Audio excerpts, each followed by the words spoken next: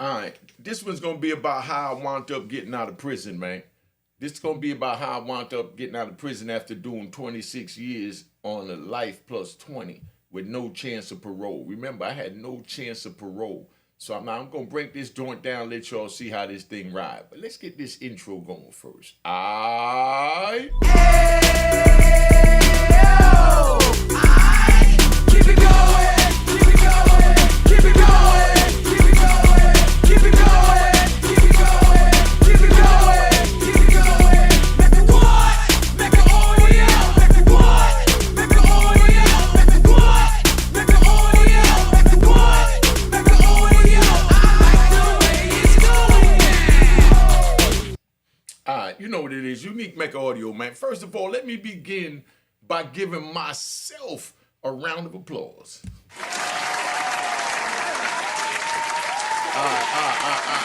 Calm down, calm down. I'm hype, I'm feeling good. I just talked to one of the little homies. You know, let me tell you how this go, man. Let me tell you how this play out. Let me sit in my prison cell real quick in my hallway. I just talked to one of the little homies from Harlem. When I got locked up, he was about 7 or 8 years old in 1993. When I got locked up in 1993, his mother, was leaving him at my grandmother's house. Rest in peace to my little brother Champ. His mother was leaving him at Champ's grandmother's house. Grandma took care of everybody over there on 48th Street. Big shout out to 48th Street and Grandma, and rest in peace to Grandma and Champ. You know, and I got to get my man Champ. What's that? 3-gun salute. All right, all right. Now that's my little brother Champ. I raised Champ. Champ is my little brother, and Grandma used to take care of everybody. I'm talking about she had about maybe 12 kids in there that she was taking care of. Cause no disrespect, a lot of the mothers was out, getting high off the poison that, I was letting into the community, but I knew no better at the time, but I know better now. That's why I'm doing what I'm doing to try and get back to the community. Now, this little kid was staying there with them, so of course he heard my name, from my little, nieces and nephews and all that he's staying with. So, but they didn't speak on my caliber and my status around them. Now, I run into this kid in 2010, about 2010, 2011 in Coleman, Florida. When I run into him in Coleman, Florida, and he said he was from Harlem, 48th Street, you know what I mean? He mentioned grandma, so I told him, oh yeah, yeah, that's my grandmother, that's family, da da da. And he like, yeah, I heard of you, da da da da. But then now when he's hearing on the compound from the people that he's talking to, they like, yo, oh, Unique, oh man, that's the man, da da da. And, he bucked it. He was like, nah, not that old nigga. At the time I'm about 48 years old and I'm laid back, I'm playing humble, just to get out of prison, because, it's a time when you gotta man up, So I manned up and I'm trying to get out of prison. So I'm trying to what they call in prison, duck wreck. That's what they call it. Just keep it at 100. Call it duck wreck. Yeah, I ducked wreck. You know what I mean? But I didn't duck wreck because I was scared. For me, I was scared for what I might do and the repercussions to my reaction to the actions that I would fall into, not duck and wreck, which I've never done, but I had to do that as it got close to, once I got about 15 years in, I knew I had to start thinking for thinking for brothers. You know, Muhammad 3X told me to refrain from using the N word, so I'm letting you know I got your message. Big shout out to Junior, you know what I mean, for bringing the message to me. So I'm not gonna say the N word. I'm gonna try to refrain from it, but every once in a while I slip into my mode. So, brother Muhammad, please forgive me. I know that everybody's watching me because right now I'm a role model. But anyway, so this little brother, he sit there, and every time he heard something about me, like somebody said something positive, giving me my flowers while I was in the joint, he tried to downplay it and say, not that old N-word, brother, blah, blah, blah. And, he went on, and, he was just real reckless with the mouth. You know what I mean? But the kid was like maybe 23 years old, and I'm 47, 48 years old. So I kept saying to myself, if I put my hands on this young brother, I know he's watching. I just want him to understand what was really going on, because we talked today for a couple of minutes, not long, but just long enough for him to understand that I love him. I didn't hold none of that against him, because I knew where he was at mentally. Because at 23, I didn't want to hear about no old nigga being, no old brother being the man. You understand what I'm saying? So he bucking everything I'm doing. So it's like they be like, yeah, oh man, Unique was the man. He had all the coke on the East Coast. He did this, he did that. Like, nah. My P, I never heard of him. And I'm telling him like, dude, you're 23 years old. You know what I mean? I've been gone for more than half your life. You was 7 when I got locked up. So what do you know? Man, I know everything. I'm on the street. I know this, I know that. And this is the way he's going on. So every time we was in the yard and I would talk, the kid would be real disrespectful and say a stupid joke trying to belittle me. Yes, trying to belittle me, But I had to think to myself, and I knew that if I got in an argument with him, or if I put my hands on him, then that means once I go home, I'm not going to be able to communicate with my kids his age. Because how would I tell my child that I put hands on somebody his age when I'm a father? I'm old enough to be this kid's father, so this is what we're going through my mind. But he don't know what's going through my mind. And he tried to push my buttons. A couple of times he pushed it. He pushed it. He pushed it very far. You know what I mean? Very far. He was so disrespectful out the mouth. But the main thing, he didn't never disrespect me and, call me no rat or no he monkey cipher. So everything else I could deal with, But definitely don't go there. You know what I mean? So this is where we at with this kid.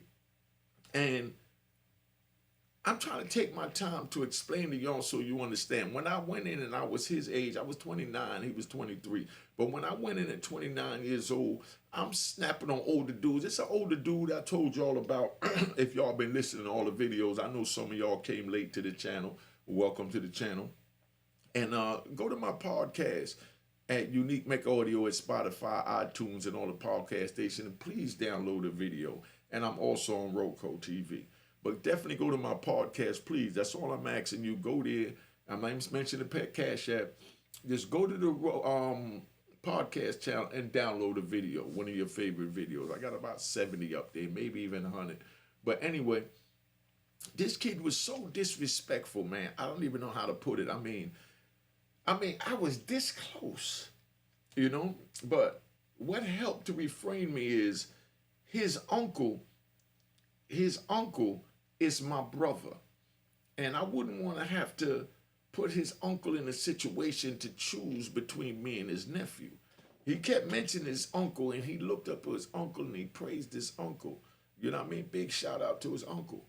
But he was real disrespectful, and I didn't want to disrespect, my brother's nephew, who is now my nephew, but he just don't realize it at the time, I've been down a long time. I'm getting older. I'm getting wiser, man. So that's why I'm talking a laid back tone today, so y'all understand. So this kid, dudes was telling him, yeah, he was, Unique was on the Fed magazine. And he's like, no, he wasn't. And he swore up and down I wasn't on the Fed magazine. So he called home to check his family to see if I'm on the Fed magazine and who I was and this and that. So he could come back to the yard the next day and say that I was being one of those military brothers in the army. Because in the army, it's, be all you want to be, all you can be in the army. So he think I was one of those fake dudes making up a story that I'm from Harlem, I'm this kingpin. Because everybody's telling them these stories. I'm not telling them nothing. I'm just sitting back doing my bid, going to the law library and trying to get out of prison. So I respect this kid. I know he's watching me. The reason why I respect him is because after he called home and asked if I was on a Fed magazine and who I was, and all of that, once he did that and they told him who I was, the next morning he came to the yard and, he called me to the window. So when I got to the window, I couldn't hear what he said because it's a big, thick glass. But he sat there and he did this. You know what I mean? He gave me my props. He let me know that I called home, I check on you. So he wanted me to come out. I didn't go out then because I didn't want to deal with him then because he was real aggravating. He was a pain in the ass. Yeah, you was a pain in the ass, big bro. I'm telling you, you was a pain in the ass. I'm just keeping it 100. I'm not saying his name. I asked him if I could say his name. He said, no, but this is how I respect men. And he's a man. So I'm respecting him by not saying his name. But he knows who I'm talking about. I'm not going to give up too much for y'all to figure out who I'm talking about. But those that was there know. And that's who's supposed to know. But anyway, I go to the yard later on that afternoon. And when I go to the yard, this brother is out there. And he take, man, I call home. They said this, they said that. You know what I mean? And he give me my props now. Now he's giving me my flowers. But he still would slide in because I think it was hard for him to fathom what was going on. He still would slide in a disrespectful remark, And I let it go on the strength of his youth and his uncle, And he must have been talking bad to his uncle about me or whatever. Like, man, because uncle telling the man, yo, that's the big homie. Look, make sure you, blah, blah, blah. You respect him, get game from him, you get ready to come out. That's who you need to be around, da, da, da, da. But he didn't want to accept that because in the prison, so you understand, the way the police degrade us is the same way, they degrade the students, let's say in New York, that they make them wear uniforms. They say it's to protect them, so if a kid wear Jordans, or expensive polo shirt, he ain't got to worry about nobody trying to stab him, rob him, or take his shirt or his Jordans from him. That's the guys that they use. But at the same time, it's putting everybody in the same category, in the same class. So this brother saw me in my beige prison outfit, going to the commissary, buying my food from the same list that he's buying from, wearing the same clothes he's wearing, going to eat at the chow hall the same time he's eating and the same food he's eating, so he couldn't see me any different, you understand, than himself because he's under the same restraints as me. And I understood that. I hope y'all paying attention because I give a lot of jewels on here. You know what I mean? Make sure you call me at my phone number, not the phone number on the screen, not the 207 number. Call me at, I got to take that number off. Call me at 347-480-9801. Please. I do answer my phone. I was busy yesterday. I apologize to the people I didn't answer. Not that number on the screen, fellas. I got to change it on this.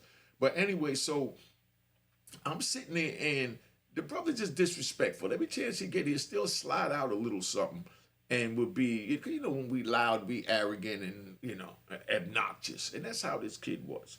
But anyway, he couldn't see me any different because of what I was wearing was the same thing as what he's wearing. So he's looking in the mirror when he's looking at me and saying he's no different than me because I'm no different. I'm just a man like you. But my mind is what make me different. My heart is what make me different. My soul is what make me different. My spirit is what make me different. My drive to survive, my loyalty, honor, and principles is what make me different. But this kid didn't want to see no difference. He just wanted to see the outside. That's why we say you can't judge a book by its cover. He tried to judge me by the cover of the same khaki outfit that we're both wearing and shopping at the same place, going to eat the same food, and so on and so on, which I understood, but he didn't understand. But I knew in time he would understand. So I fell back and I waited. Now, let me give y'all one. I want to tell y'all, how, I ducked wreck to get home, but I'm home after life plus 20. So you tell me. I'm going to tell you a scenario. Me and a good brother from Brooklyn, We go in the law library every day. He was younger than me. He was a little homie. We go in the law library every day, and we putting in our clemency. When Obama came in, we doing what we got to do. We filed our motion. We studied our case. He had a couple of murders. I got the kingpin charge, and he was a good kid. I got nothing but love and respect for him, you know. But me and his brother was cool, but he had a way with the younger dudes that he listened to them and I guess made them feel important or whatever he did, but they looked up to him. So he fell on, you know, the quiet hating bandwagon. You know what I mean? But he still respected me and he knew who I was, but he didn't want the youngins to know who I was because he wanted the youngins to look up to him. So he allowed them to belittle me to keep his name higher, like he was the man when I was the man. I had no problem with that because my objective and my goal was to get this life plus 20 years off of me. But anyway, so we filed this paperwork in court. We filed the thing to Obama, and when we filed it to Obama, I lost. I mean, not at the time. I lost eventually. But when we filed it in the court, as soon as we filed it, he lost. You know what I mean?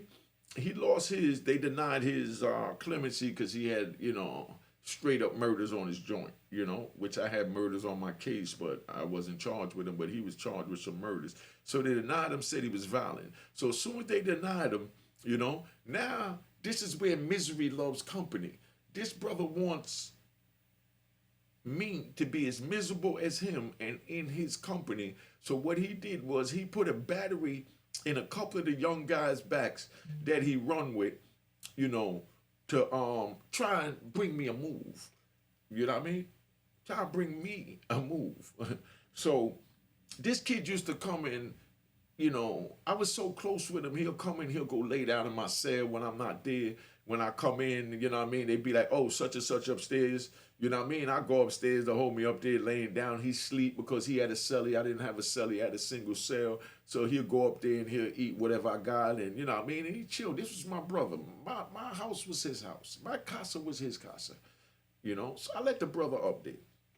But once they lost once he lost his clemency, right after he put it in, mine didn't get denied. So he's panicking that it might not. So what he do is he put a battery in a couple of the young dudes back, you know. So I go in the unit one day, and when I go in the unit, he's in there, and there's two other young dudes. One big ass young dude, he about 6'6", 6'7". The kid was huge, good shape, sports boy out there playing football, crushing them, baseball, basketball, crushing them. But you know, I'm cut up too. I'm in good shape. So I go up in the joint. And when I go up in the joint, dude's sitting down, and I said, damn, what's up? You're like, you know you don't bring company to my house, nigga. Excuse me, brother, Muhammad 3X, excuse me. Now, I said, you know you don't bring company up in my house, you know? So he's like, nah, you know, it ain't me, you. I said, what you mean it ain't you? You brought these dudes up to my house. What are you doing? You know what I mean? And he said, man, yo, they tired of it. You getting all the money. They said that, you know, you need to break them off. I said, break them off what? You know what I mean? He said, nah, we want some stamps. Open a locker, give me some stamps. You know what I mean?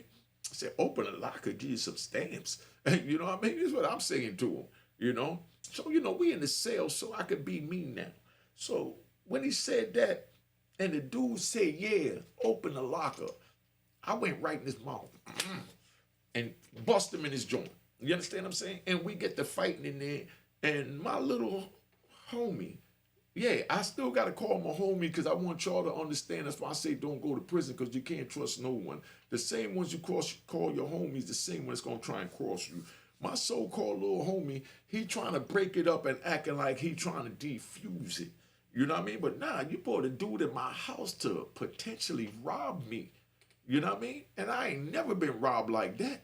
You know what I mean? I had dudes sneak thief me and all of that. I mean, because I'm human, but as far as to tell me open my locker, that's like coming in my house telling me to open my safe. You got to kill me in front of the safe. And then you open the safe. You know what I mean? But I'm not going to willingly open the safe. And my locker is my safe. So I went to dude's mouth and we got in there fighting and my man getting in between and the dude saying, I'm going to stab him. Talking about stabbing me. You know what I mean? So that just made me fight harder. I'm turning it on him. We locking in the cell. So him and the other little homie that he brought, they looking at each other and they trying to break it up and they bugging that I'm going so hard that it's not as simple as they thought because they figured that being that my clemency was in, I wasn't gonna fight for mines. Under all circumstances, I'm gonna fight for mines. My locker fat to death. I got an electronic dictionary and thesaurus and translator, and my cell costs about $300. That's a lot of money in the prison, so that's penitentiary rich. I told y'all about penitentiary rich before. You know what I mean? I told y'all about penitentiary rich when you got the stamp. So they come up there trying to get these from me. And a lot of people say, man, you know, watching this, you know, these the trolls and suckers that I hate. The suckers that I despise. The suckers that is equivalent to a flip-flop wearing in public. You know what I mean? Yo, look. So we up there and they trying to break it up and, you know, I'm heated now. I'm ready to go, but this kid big, but I don't care because I'm going to get mine in. You know what I mean? I could never lose a fight as long as I fight back. So while we in there, we throwing the joints and, you know, big dude, he hooking off on me and we doing our thing and they trying to stop him and trying to stop me and we both fighting and, you know, and we going at it, you know? So when dude saw I wasn't going for it, my little homie that brought him up there said, nah, that's my brother. Hold up, what you doing? Now he trying to defend me after he put me in this situation. I'm in there fighting these dudes because they want me to open my locker. Yeah, listen, man, it don't matter who you are, what you are, you never know. The best of them, the men that I name, has gotten into knife fights, have gotten stabbed, has been in all kind of situations and circumstances, but it's how you handle it that determines who you are as a man. And you don't duck no wreck. That's why I'm telling you, youngins, don't go to prison, don't come off the porch, so you don't have to be put in a situation to have to duck wreck. But now I'm trying to duck wreck, but they got me in the middle of the wreck. They got me in the middle of the wreck. You know what I mean? So now I go, and my man is between the big dude that he brings up there, but the big dude he bring up there, he's like in his body, you know, that I'm getting out on him, and I'm fighting him back so hard. I mean, I'm fighting him like it's a fight. I'm not worried about my man in there or the other dude in there, or if they jump me or whatever, because bottom line is I'm going to fight to my last breath and punch. You understand? So now my man get in between them, and the dude real big, so he got these long ass arms. So my man get up on him. My man was short, so he get up on him and he pushing his man out that he brought because he saw he got to abort the mission. So when he did that, the dude, I'm gonna keep it 100 because I don't do no faking. The tall dude, he threw a long, you know, left jab. Luckily, it was just a left jab instead of a right hook. He threw a long left jab at me, bong, and he turned it and caught me on my chin. And I smacked his hand out the way, and I grabbed his hand, and I pulled him into him. I gave him an uppercut, and he came down and busted me in the top of my head. Boom! I heard stars. But I was good because I was fighting for mine. That's what it's about. So if y'all ain't trying to be put in this situation, don't do it. But anyway, so, you know, he hit me with the jab, you know what I mean? I hit him with the uppercut, and he gave me what we call it, a downercut. Boom! In the top of my head. It hit me so hard, it's like it was pushing my knees down to the ground, you know? So when he did that now, just keeping it 100, I gave him a vicious right hook to his nuts. And once I hit him there, he bent over, uppercut, boom. You know what I mean? Kept him up out of me.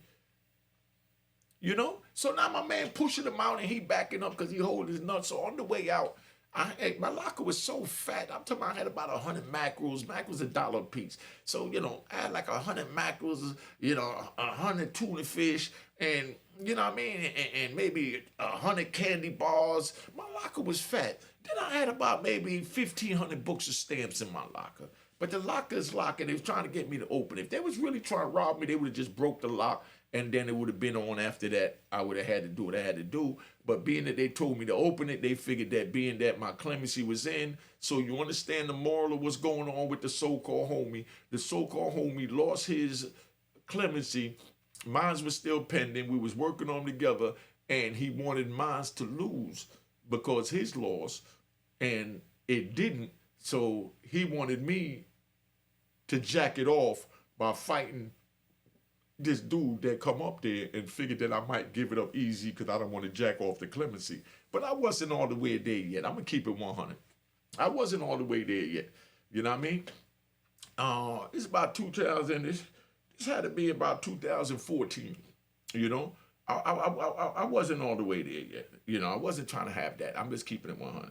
So when my man went to push dude out the cell, you know what I mean? When he went to push dude out the cell, I reached up and I smacked the crap out of him for even coming in there. Because now they pushing him out because he's the big dude, his nuts hurting, they trying to keep everything down. So I reached up and I smacked the crap out of him. When I smacked him, he backed up, they pushing him out the cell, and then being that my locker was so fat, that's all I mentioned it for, none of that is to brag. Being that my locker was so full, if y'all was in the prison, you know what I mean. The cup of soups are bulky, and the butt naked soups, that's the little ramen soups. So the cup of soups and ramen soup was so bulky, and they're only 25 cents a piece for the butt nakeds and 50 cents for the cup of soup. So I had about $20 in soup on the wall. $15, $20 in soup on the wall, which is a lot. It's a whole big net bag. I had a nail in the wall, and then I had the net bag up there on the wall, and had the soups in it, so it wouldn't take up room in the locker, because that's the least expensive thing that I had in the cell from the commissary. Dude grabs the bag and runs out. You understand what I'm saying? Now he runs out with the bag, and I go behind him instinctively because I'm not gonna let nobody take nothing from me. So I run out the cell, and when I run out the cell, they just called the move, and they go down by the metal detector, by the police, with my bag of soups. And they holding the bag of soups, and they looking at me like, yeah, come on, nigga. Jack your bit off. Because the fight in the cell, not on the camera, so that's all good. So they know if I go fight down there in front of the metal detector, I'm definitely going to the hole. My clemency definitely lost, and I wouldn't be sitting here on YouTube talking to you. So I had to do what they call rational thinking. You know what I mean? They call it RSA. I learned all that in psychology. I had to do a RSA in my mind real quick. What are the pros and cons to running down there and putting my knife in this dude at the metal detector in front of the police, or even fist fighting with him at the front of the police? But right now, fist fighting is out because they done got out the cell. I had a chance to go get my sword. You know what I mean? So now I got the banging in me, and I'm ready to go at him.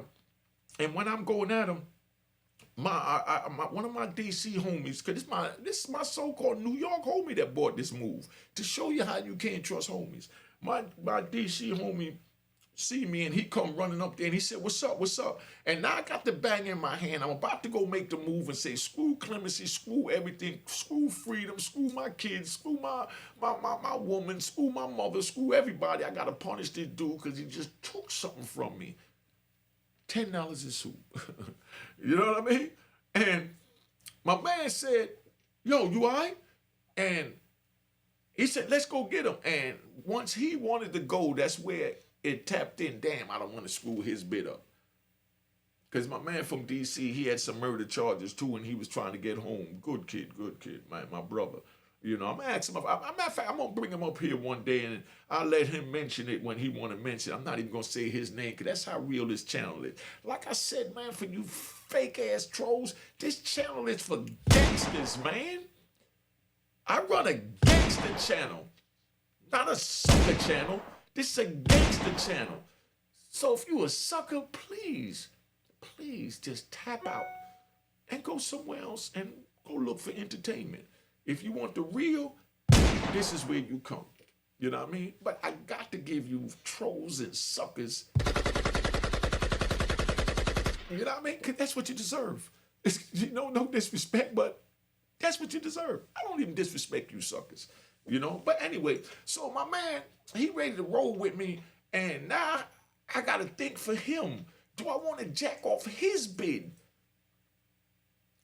Me doing what I got to do for me is one thing, but now he ready to go in it. Then I had another Muslim brother from North Carolina. You know what I mean? I don't want to say his name either. He peeked what happened and he run up there. So now they ready to roll with me because they didn't see what happened in the cell. They just saw them coming out and knew something was going on. And then they had this bag of soup over their back. He didn't even know if they took it, what went on, but they ready to roll with me. That's how official my DC and Philly brothers is. That's how official my DC and Philly brothers is. You understand what I'm saying? They didn't care what it was. Something didn't look right. They ready to go. So I pushed back, told them to hold up. Now, tell them to hold up and check out, they leave, right? So I explained to them what happened and the homies tell me, yo, come on, son, I'm going to go get my knife. Let's go get them, So now I don't want them involved in my crap. I said, nah, I'm going to deal with it. They said, nah, you. So now it was another DC dude did that. This is how official I keep it. Let me get in the camera so y'all understand. Ain't no faking on this channel. This channel's for gangsters, man. There was another DC brother there that couldn't stand me, but he was Muslim as well. So he used to always tell me, Unique, you an arrogant, cocky, and I gotta say it, Muhammad 3X. He said I was a cocky nigga, and he couldn't stand me, but he loved me for the sake of Allah. Because that's how it is when you're a Muslim. You love your brother.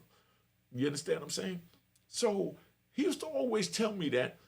But when this happened, and I went down to go look out the window waiting on the move to go off, his cell was in the back, the Muslim brother that didn't like me from D.C. And he said, you, come in the cell for a minute. So I go in the cell. He said, you, look. You know what I mean? He said, I love you for the sake of Allah. If you're going to roll, I'm going to roll with you. But I'm going to tell you like this. I respect you because instead of you moving out on penitentiary time, you moving out on man time. You making your own decision. You making your own rules. You making your own code. So if you want to go push to get that revenge on that, I'm with you because I'm your brother. And I don't even like you. But I'm not going to let him do nothing to my brother. That's how loyal we are. And that's why I give DC so much props, man.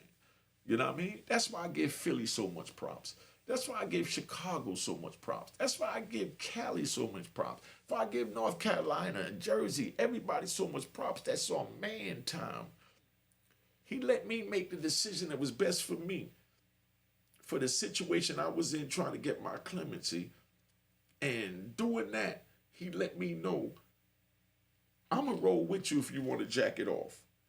But I think you're making the right decision by letting them niggas keep that little $10 worth of soup. You got over $5,000 in your cell. And you're going to go stab these dudes for $10 worth of soup. He said you already used your head when you didn't jack it off in front of the police. Now continue to use your head. And this was a brother that couldn't stand me. Then instead of saying, yeah, come on, let's go jack your bit off. Come on, let's screw it up so you spend the rest of your life in here with me. And he's still locked up. And I'm trying to find him now so I can send him some money. And I know it's going to blow his mind because he was so official. Because that DC dude's official. They don't bite their tongue. They don't kiss ass. They don't do none of that. But the brother was so official. He told me in my face, I don't like you. In my face. But you got to respect that. Because he's not obligated to like me. He said, but I love you for the sake of Allah. But he told me straight up, I don't like you, man. You know what I mean? So how could you be mad at brother? But that's how official he was, man. Just so you understand. But, then my Philly brother got involved. You know what I mean? I know I could say his name. I talk to him regularly and he official. My man Jabril. Jabril from out of Philly. I think he out of North Philly. That's my brother. You know what I mean? Those of y'all that know me know Jabril. He comes up to see me in New York all the time. When this went on, Jabril was on some time like, man, screw that, man. You know what I mean? Don't let a nigga do nothing. Excuse me, brother Muhammad 38. He was like, yo, don't let a brother take nothing from you. Don't let a brother this, man, penitentiary rules. And Jabril was pushing the penitentiary rules in me. You know what I mean? And then the other brother said, man, yo, Unique got a chance of going home, man. Unique more valuable to us on the street than in here following these penitentiary rules.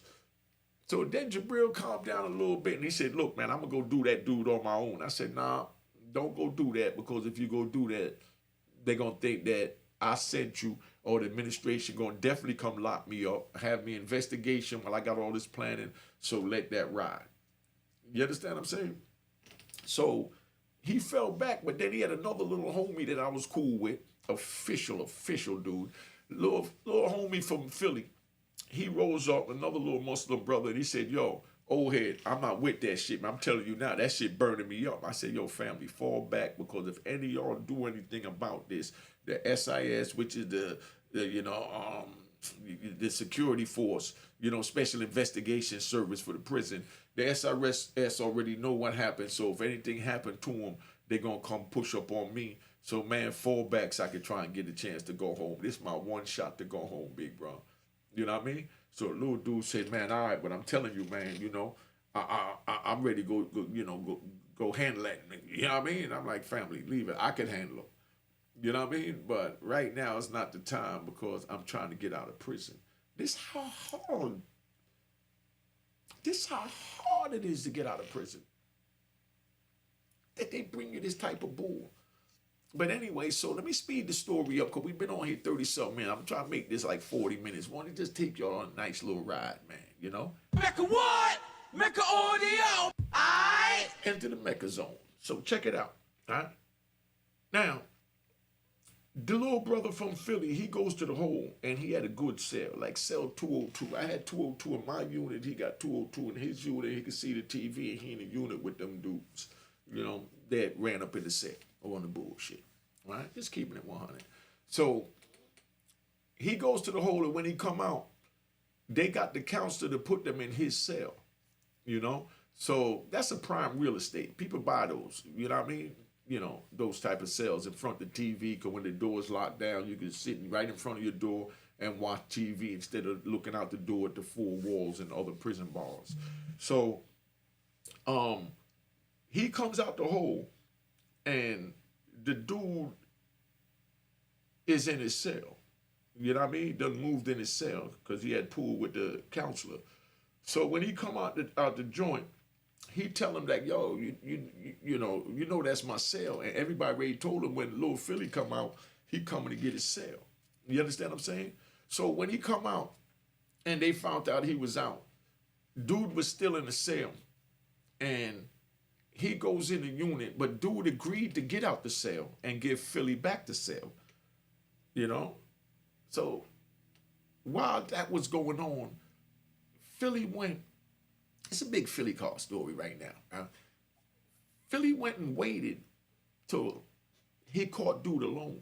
Because Philly was another little dude, you know what I mean? But hard like a lion, right? So dude leaves out. All his homies leave out, and he stayed in because he had to make a legal call. So now he's vulnerable. He's in the unit by himself. Philly went and took a lock. Picture taking this. He took a lock and put it in a sock. You know what I mean? Wrapped it around his hand and rolled up in the cell. Knocked my man whole top row out, the bottom row out. He punished him something vicious. He broke his whole face up with the lock. You know what I mean? We all in the yard. His homies in the yard, so they can't get to him. They don't know what's happening in the unit. But my man in there punished him with the lock, beat him down real bad, They both went to the hole. So they winds up letting Philly out, but they, one of them out.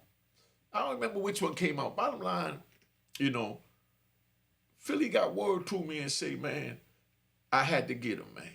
I know you told me don't get him, but I had to get him. It was over my situation over the sales, so it ain't going to come back on you. But I was really in my feelings about him even trying you after you was so good to him. But that's what this is about. It don't matter how good you treat a person, the snake always come out of them. The snake always come out of them.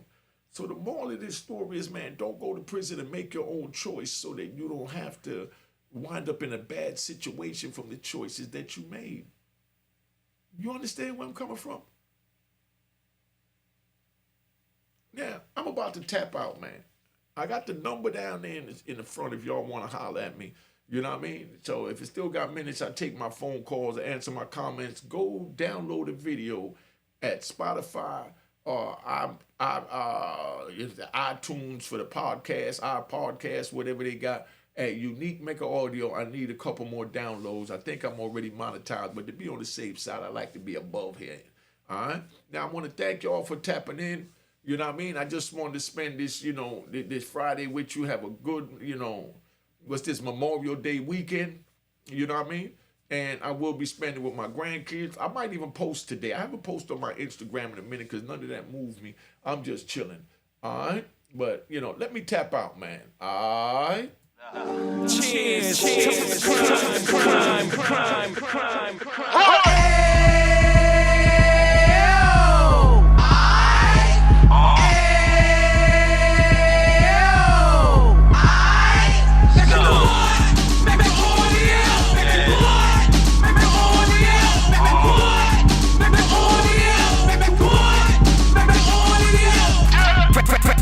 Can of 26, he back on the strip, get it back in the mix. What he mentions is gift. You stand up 10 toes down, and I suggest you pay attention to this. Take a little gully posse and put it in the hall. We cut from the bottom, came up from the bottom. Drop the book, you gon' get it. The Instagram page and the YouTube, you gon' visit. Then you consider yourself linked in. Sit front row and get used from a kingpin. I went through it, so you ain't gotta go do it. Did not pay attention, what was stupid. Talking about a man that probably put your grandfather on. Probably the reason that him and your grands got along. A man that generated minutes on the block. Did it time, never squilling to the cops, make an audio.